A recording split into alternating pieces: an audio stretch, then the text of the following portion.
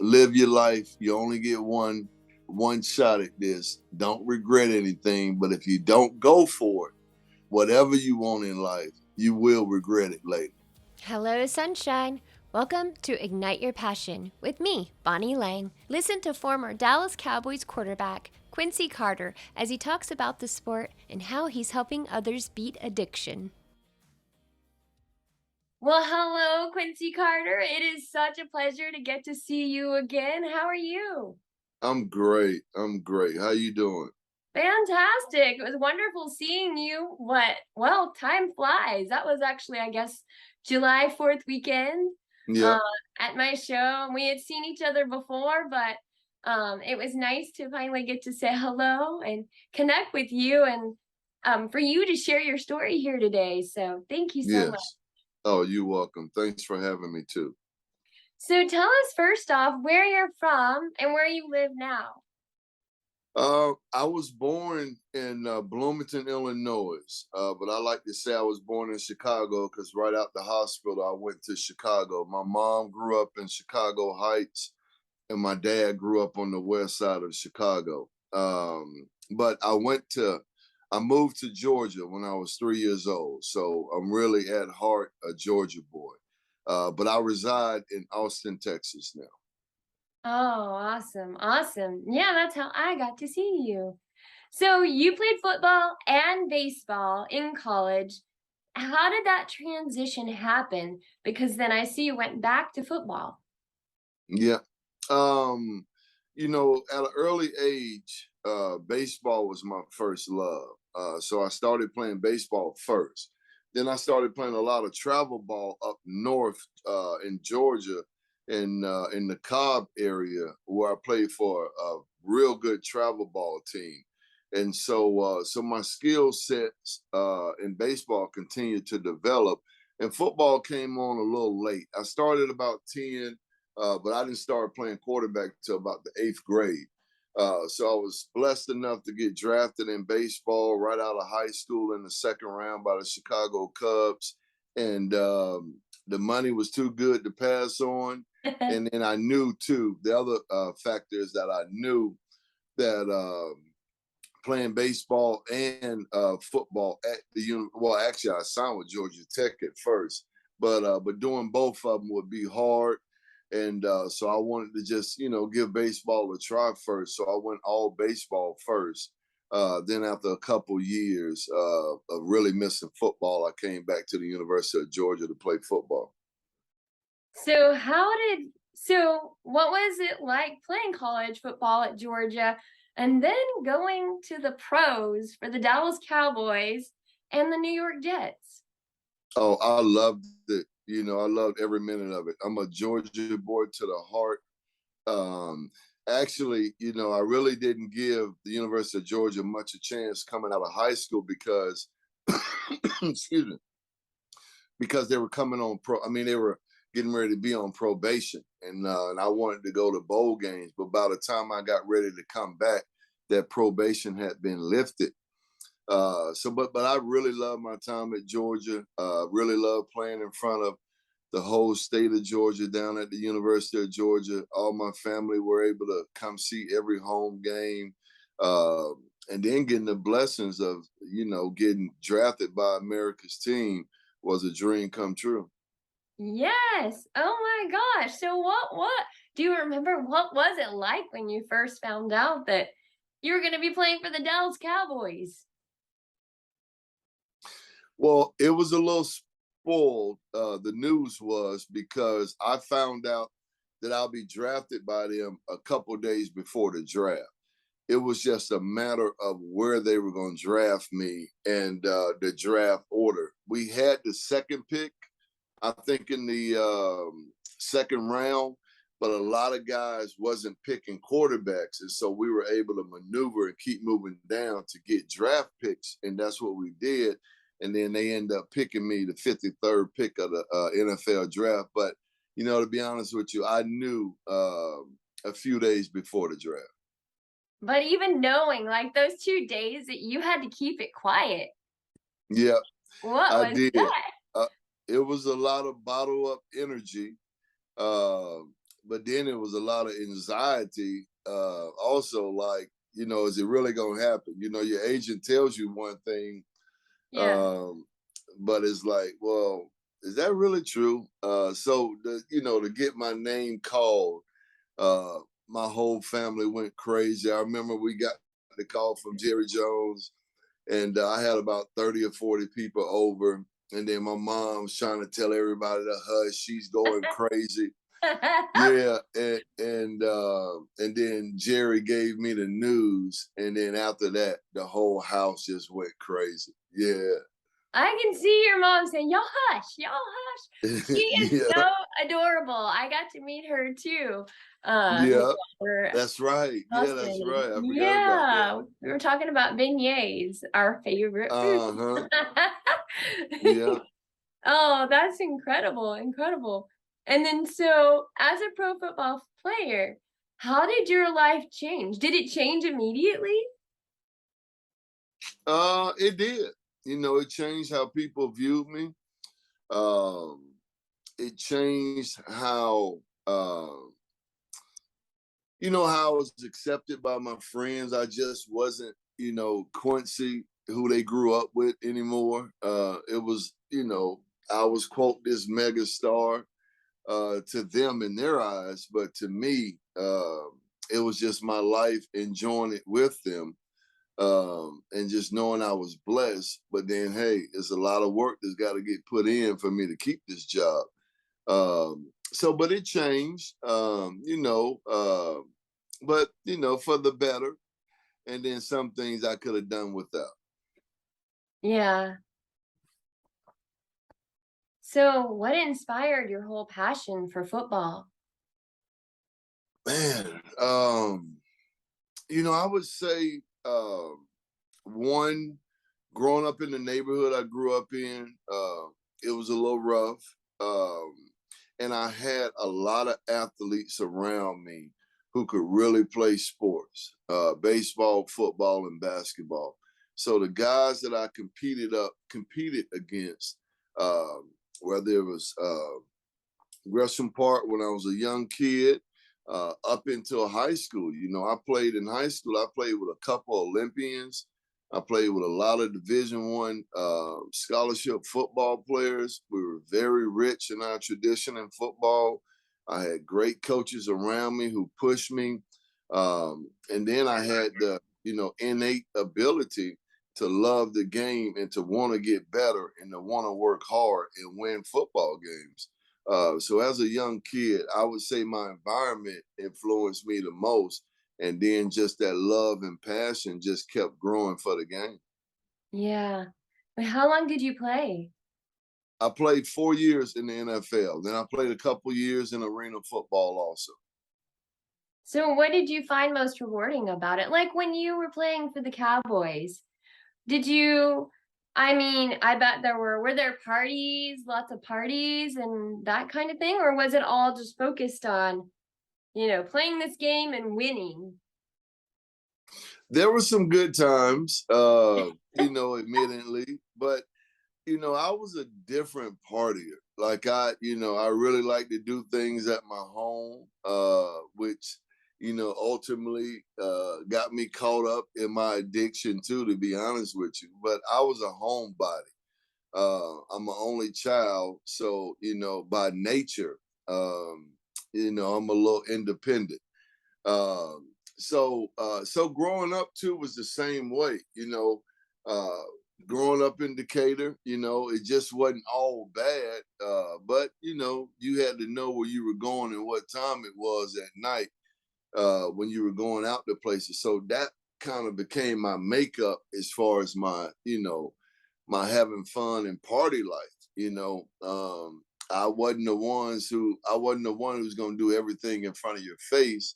But like I said, consequently, that cost me a lot too. But it was great times. I won't dismiss them all. Um, I wish some of the habits I developed, smoking weed at an early age, about 17, I wish I would have never picked it up, because eventually that led me to some harder drugs, X, coke, some really heavy drinking. Um, So those some of the things that you wish that you could take back. But hey, I'm out here helping a whole lot of people, with addiction, and then living my best life too, spiritually, mentally, having my peace of mind, and then showing someone else, how they can have that peace and then really overcome your addiction and live this recovery life. But it was great times. It was. Yeah. But some of the things you want to take back. So at what point in your life did you realize, hey, I got to get a grip on this? Because at what point did you realize that you needed to change? I say '06. When I got done playing with the Jets, and I didn't get picked up by a team the next year. That '06 year, it was like, wait a minute, I really do have a problem. But the problem is, Bonnie, is I wasn't willing to really put 2 feet into this recovery life. And so I struggled for the next 13 years going in and out of rehab. Now, of course, I'll get some time clean and sober, but it wasn't sustainable because I wasn't doing the real work. I wasn't surrendering to the program of AA, and I was not surrendering to God. And so nothing ever, lasted for that long of time because, when you've got an addiction problem, you got to live this life. And I wasn't willing to do that. And then the results of it, was me being a chronic relapser until, 2019. I came up here to Austin, Texas at BRC Recovery, which I work for now in business development. And I surrendered to the program. I surrendered to God, and I hadn't turned back. It hadn't been easy though, but it's a continuous, you know, um, daily reflection of your life and how you fix your spirit on a daily basis to really go out and deal with any life situations. So it's been a great adventure, I would say. An adventure, that word comes to play because, I've been blessed enough to really explore who I really am deeply. And it's a beautiful thing once you find out everything you don't like about yourself, because your awareness gets heightened. But you realize though you got the blessings of God on a daily basis, and you just continuously just work on yourself and then go help somebody else. It's a beautiful thing. Congratulations. That's incredible. I mean, your journey. Now, I bet, do you feel like you're living life more now than ever? Oh my God, yes. It's not even close. It's night and day. And then more importantly, too, my relationship with God. I can feel God, I can hear him. Um, I can be able to decipher the people that I really need to be around, who's feeding my life and who's not. Yeah. But you're blinded, when you're messing around with drugs and alcohol, and you don't have that awareness. And so I just got a great awareness of life, what's really important in life and what's not. And then being around my kids and then getting the blessings of being able to really implement some real substance in their life that I know that's gonna help them along their journeys. It's just been a beautiful thing. It has. So, are you still a motivational speaker as well? Absolutely. Yeah, that's, anytime I get a phone call and I can go, talk to some kids, you know, uh, man, by the grace of God, I've been able to go to a few prisons here lately. And I'm working with the Texas juvenile system now. So yeah, any kind of, wisdom and experience I can give somebody, man, I want to give it back. So then what do you do exactly at your job? You work with I saw on your card you actually work with athletes and Yes, musicians. I'm a business development director of athletes and entertainers. And what we've done at BRC Recovery is we developed a mindset program. You come in and get you a 15-day assessment. Then we'll determine whether or not you're more primary mental health or it's more substance abuse, and then place you in the program on a 30-day, 45, 60-day, 90-day, program as we see fit that you may need. I'm a benefactor of our heavy 90-day substance abuse program. And then also I'm a benefactor of our Makana program, which we call Makana Path, which deals with trauma, shame, codependency, family attachment.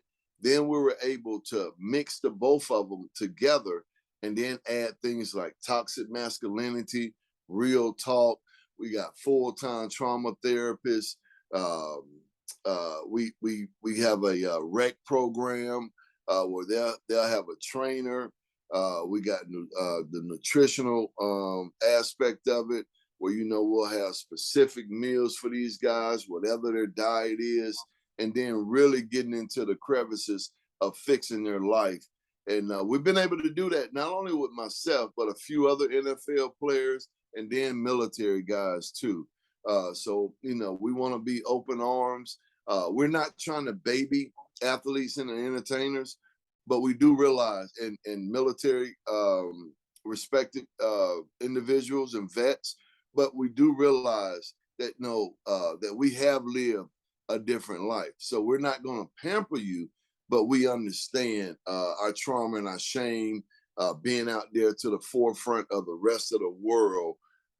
It's just a little bit different from anybody else. But then we bring everybody together, in a sober community, because we're no different from anybody else, but we have the ability to address certain things that that everybody else hadn't been able to deal with, that haven't had to deal with either. Yeah. So then does everybody basically you stay there on the premises, or Yes. they're for the Yes, we full? stay on the premises. Got you. So what was that like for you?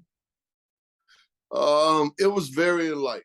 I had a lot of work to do. The first step of AA, I'm not sure if you're familiar with them, but the first step, is admitting that you are powerless and your life has become unmanageable. That was easy for me because I could see the results of my life. Two, really um, believing that a God or higher power can bring you to sanity. Three, really looking at your life and knowing it's God's will and not your will, and letting your will over to God or higher power. All right, don't get caught up on the God thing, but something outside of yourself. All right, you have to give your will to, whether it's the universe, whether it's God, whether it's a higher power. But the key step in all of these 12 steps is step 4. And that's getting those resentments out, getting that sex inventory out, getting those fears out, putting them on paper, all right, and really thoroughly getting your thoughts and things that has been bothering you and eating you up inside and taking you back to drugs or alcohol, all right, or taking you back, excuse me, I'm getting over a cold, and taking you back, maybe taking you back to your anger or something that's really, really just eating you up inside. Get that out on paper, and then in step 5, you're able to tell somebody, get it all out. They're able to give you some feedback back and let you understand where your problem has been lying at. And it's just the freedom of that too, within your spirit, man, of getting that stuff out. So it's a beautiful thing, but you gotta go through the hard work, to really become free. You really Yeah. do. So what do you find, what has been the most rewarding in your entire career path? Wow. Uh,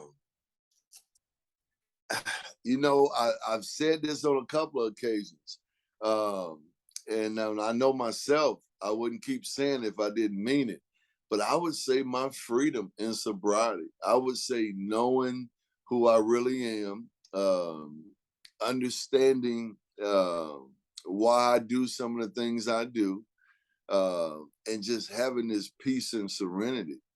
I would take that right now over football. It's because when football was really happening, my world was just so crazy. At a lot of times, I wasn't able to bring it back down to even keel. Uh, but I have that in my life now, and it's such a beautiful thing. So it was just like really just a lot of, I don't know, that's interesting because I guess you hype yourself up so much and it's hard to come down. And Yeah, yeah. And then everything that's being thrown at you too. And then when you start making poor decisions, everything just compiles on you. And then ultimately, what really happens is you've been called to do something through God. And when you're not doing that, and good and evil is fighting against each other, then heck, bad things gonna happen. yeah, So that's just simply put like that. yeah. Well, I do have a question. So when listeners see you and they're like, "Hey, he played football for Dallas." If you're here in Texas, it's gonna be the Cowboys normally. What do people Heck yeah. ask you? Is there a question that they ask you, like a popular question? Um, I don't know. Maybe probably the most frequent question that's being asked to me is how did it feel to play for the Cowboys? Yeah. Yeah, I think that's the one that's asked more than any question. How did it feel like on the day of a game? Like all the lights and Yeah, just the crowd noise, do you drown that out or you try to drown it out as much as possible, but some of it was surreal. But what I've always tried to do is just stay in that moment. Know the task at hand, know what I'm trying to accomplish on Sundays or Monday nights, which was beautiful too to play on a Monday night uh, in front of the world like that. But you just try to keep it, you know, try to keep it as normal as possible, which at times, wasn't the easiest thing. But staying in the moment, was always important to well, and you had a major role. You were the quarterback for the Dallas me. Cowboys. Heck yeah. Heck yeah. So there's a lot of, pressure on you. Did you Hmm. like how did you prepare? Like did you do preparation, like, several days before? Of course, how often did y'all train? Well, we were off on Mondays and Tuesdays normally, unless you played on Monday. And so during the season, it was really practice Wednesday, Thursday, and Friday, a walkthrough on Saturday, and you play on Sunday. But during the off season, 4 or 5 times a week, you're at it and lifting weights, running, sprinting, throwing, getting that continuity, you know, um, doing a lot of stretching, yoga, doing some fast twitch workouts, which was on Wednesdays. So normally you work Monday, Tuesday, Thursday, and Friday. And then on Wednesday, it would be some fast twitch workouts and then also abs. So you got at it, at least 5 days a week. And then during the season, really the working out kind of tapers off, but it's about the maintenance and then it's about the mental aspect of the game and making sure you're prepared on Sundays. So did you all train together or you all had like personal trainers? With the Cowboys, we train together. A lot of teams don't do that. But with the Cowboys, we were on a strict schedule starting like the first week of March. So you'll get January and February off, and then March, that first week, we start getting at it. So is that basically that's what you're living? That's all you're doing. Are you really in contact with others from the outside as you're preparing for Um, the game? yeah, I mean, you live a pretty normal life. I always jumped in that 7:30 or 10 o'clock group. So, my workouts were done about 1 o'clock. And then there's some things, in the off season you do in the community, golf tournaments and things like that with your charities or whatever. And going to other teammates' events, going back and forth home, to visit family and things like that. But you live a normal life, after about 1 o'clock is when I was done with everything. Yeah. So what was the first thing that you bought did you buy anything? Did you buy a new car when you first got signed on, or a new house, or? I did. I didn't buy a house in my second year. I wanted to stay around the complex my first year. So I stayed in an apartment right down the street from Valley Ranch because we weren't even in Frisco back then. We was in Valley Ranch. So I stayed around Valley Ranch in an apartment. But the first thing I bought myself was a 600 CL. Then I bought my mom some stuff Oh. and making sure she was taken care of. So what advice would you give to someone that hasn't started chasing their dreams, or they're ready to give up on their dreams? The first thing comes out my mouth is hard work. You got to work for it. All right. Then you got to have the discipline to work and to go after your dreams. And then the third thing, you got to be consistent with your hard work and the discipline to get you towards any dream that you want in your life. Work your butt off, have the discipline to work your tail off, and be consistent in everything you do. No, I love it. You're incredible. So what do you want listeners to know most about you and your path? Hey, life ain't easy, but at the same time, don't make life more difficult than it already is going to be. All right, life is going to have its ups and downs. Life is going to bring you some obstacles, but don't add other obstacles on top of that. And that's what I did, with my addiction. Live your life. You only get one shot at this. Don't regret anything. But if you don't go for it, whatever you want in life, you will regret it later. Oh, you give me goosebumps, and I Oh, thank that's you love. just for sharing your personal, experience, and, getting really personal with us today. And you're absolutely amazing. Oh, Is thank there you. anything else that you would like to say that I didn't ask? I don't think so. You normally have to just ask me. If anybody want to get in touch with me, you can through QuincyCarter17.com. That's my website. I got all my social handles on that. If you want me to come out and be a motivational speaker for whatever venue you may have, or platform you may have, you can get in touch with me at QuincyCarter17.com. And I'll also put those in the show notes, your contact information. So Okay, cool. it has been so good seeing you again, and I hope to see you again soon. Likewise, likewise. You take care, and it has been such a blessing, Quincy. Thank you so much. You're welcome, and thanks for having me. I really appreciate it, Bob. I love how Quincy is so passionate about helping others. It's interesting when something doesn't work out like you thought it would, but it leads you to something that becomes more fulfilling in your life. This was so incredible. Do you have a dream, a passion that you want to chase? You know I'd love to hear it. If you have any topics that you want to discuss, please email me, Bonnie@bonnielang.com. If you're enjoying the episode, please feel free to share it with your friends. I'm sending you peace, love, happiness, and hugs. And don't forget to subscribe.